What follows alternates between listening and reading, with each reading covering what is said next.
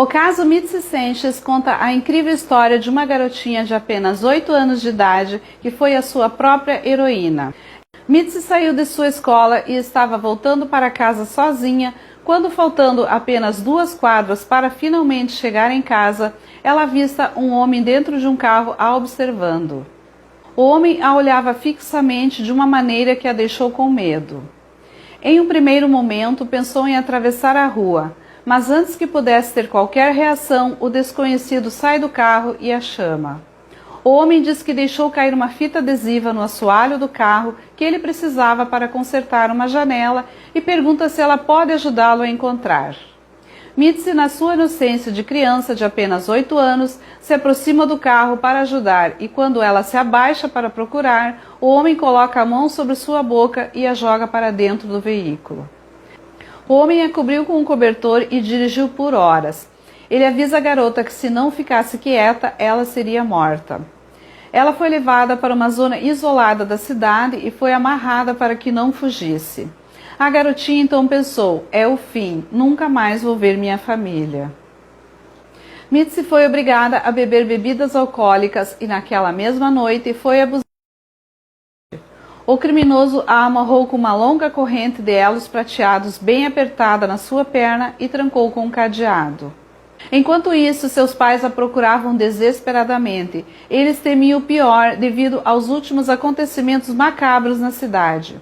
Um delinquente estava solto nas ruas. O homem era Curtis Jean Anderson, um taxista local com uma ficha criminal perigosa, mas que ainda estava livre. Libertado da prisão um mês antes do desaparecimento de outra criança, a menina Sienna Firchel, com 8 anos também. Por 2 dias, Anderson dirigiu com Mitzi pela cidade com as janelas do carro cobertas por toalhas e cobertores para que ninguém pudesse ver por dentro, enquanto a polícia fazia buscas para encontrar a menina, mas sem sucesso. Até que um dia o homem decide parar o carro em frente a uma loja. Ele sai do carro para assistir a mãe de Mitzi chorar na TV. Ela então percebe que ele havia esquecido o molho de chaves na ignição e acredita que essa é a sua única chance. Ela rapidamente verifica todas as chaves até que uma finalmente abre o cadeado que a prendia. Mitzi então consegue se libertar e sai pela janela do carro. Anderson viu a movimentação e começou a gritar com Mitzi, dizendo para ela voltar. Ela olha para ele e faz com a cabeça que não. Não satisfeito, o criminoso passa a correr atrás dela. A garota corre em direção a um caminhão de entrega que estava passando pelo local. Ela grita seu nome para o motorista e diz que havia sido sequestrada. Ele rapidamente pega Mitzi pelo braço, com o caminhão ainda em movimento, e a levanta pela janela. Ao perceber que a menina conseguiu escapar, Anderson volta para o carro e foge.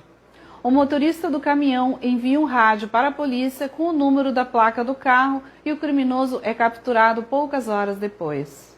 Apesar da pouca idade, Mitzi, com sua agilidade e inteligência, consegue ser sua própria heroína e retornar para o conforto de sua família. Ela escapou sozinha de um destino fatal e com isso salvou muitos outros possíveis alvos. Mais tarde, Anderson se gabou na prisão por ter feito mais 13 vítimas.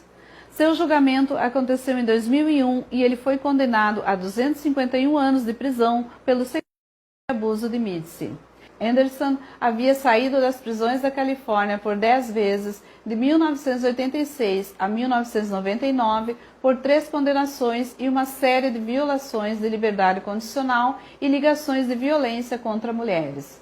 Ele também morava em Vallejo na época em que Sienna desapareceu. De acordo com as declarações dos investigadores, Anderson admitiu em entrevistas na prisão que sequestrou Sienna e a segurou por várias semanas. A busca por Sienna demorou 14 meses até que um crânio foi encontrado na colina Los Gatos em 19 de janeiro de 2001. Apenas em 2004, as autoridades conseguiram evidências suficientes para incriminar Curtis pelo crime de Sienna. Ele já estava cumprindo sua pena pelo sequestro de Mitzi e foi acrescentado mais 50 anos de prisão por mais esse delito. Mas Anderson não chegou a cumprir toda a sua condenação, pois morreu de insuficiência renal em 2007.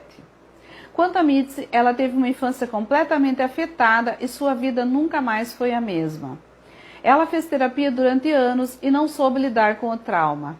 Quando tinha 12 anos de idade, já estava envolvida com álcool. Ela disse em entrevista que acabou reprimindo o horror de sua experiência e grande parte da sua adolescência foi envolvida com bebida, drogas e pequenos desentendimentos com a lei. Mitzi dizia que não era uma pessoa boa e não era mais uma boa filha. Até que em 2009, um acidente grave de carro que quase a matou a fez mudar completamente de perspectiva. Ela ficou gravemente ferida e, ao dar entrada na emergência, descobriu que estava grávida. Ela tinha apenas 16 anos e disse que esse acontecimento foi a sua chamada para o despertar. Pela sua filha, Mitzi decidiu mudar e recuperar sua vida.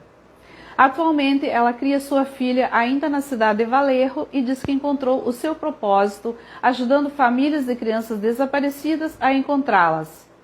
Ela também trabalhou por quase 10 anos para uma fundação, promovendo conscientização sobre segurança infantil e ajudando as famílias com o alcance da mídia. Em 2018, Mitzi fundou a Mitzi Sanchez Fundação para expandir seu projeto, compartilhando suas experiências pessoais. No ano seguinte, ela foi homenageada como a Mulher do Ano no 14º Distrito da Assembleia da Califórnia em uma cerimônia no Capitólio do Estado. Hoje, Mitzi tem uma vida estável, seguindo firme no seu propósito.